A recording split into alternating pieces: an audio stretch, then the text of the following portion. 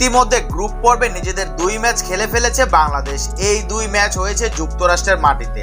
Group পর্বের বাকি 2 match টাইগাররা খেলবে ওয়েস্ট ইন্ডিজের মাটিতে। তাই যুক্তরাষ্ট্র থেকে ওয়েস্ট ইন্ডিজে গেছে বাংলাদেশ ক্রিকেট দল। নিজেদের প্রথম ম্যাচে শ্রীলঙ্কাকে 2 উইকেটে হারানোর পর দক্ষিণ আফ্রিকাকেও হারানোর সম্ভাবনা জাগিয়েছিল তাওহিদ হৃদয়, মাহমুদুল্লাহ রিয়াদরা। তবে শেষ পর্যন্ত প্রোটিয়াদের কাছে 4 রানে হেরেছে বাংলাদেশ। যেই ম্যাচে আম্পায়ারের কয়েকটি সিদ্ধান্ত নিয়ে শুরু হয়েছে সমালোচনা। বাংলাদেশের শেষ 2 ম্যাচের প্রতিপক্ষ নেদারল্যান্ডস ও নেপাল। আগামী 13 জুন ডাচদের বিপক্ষে মাঠে নামবে নাজমুল হোসেন শান্তর দল। টুর্নামেন্টের সুপার 8-এ যেতে হলে নেদারল্যান্ডসের বিপক্ষে টাইগারদের জয় খুবই গুরুত্বপূর্ণ। প্রতিটি গ্রুপ থেকে 2টি করে দল যাবে শেষ 8-এ। তাই নেদারল্যান্ডস ও নেপালকে হারালে কোনো সমীকরণ ছাড়াই সুপার 8-এ খেলবে বাংলাদেশ। তাই সরাসরি শেষ 8-এ খেলতে হলে নেদারল্যান্ডস ও নেপালকে হারাতেই হবে।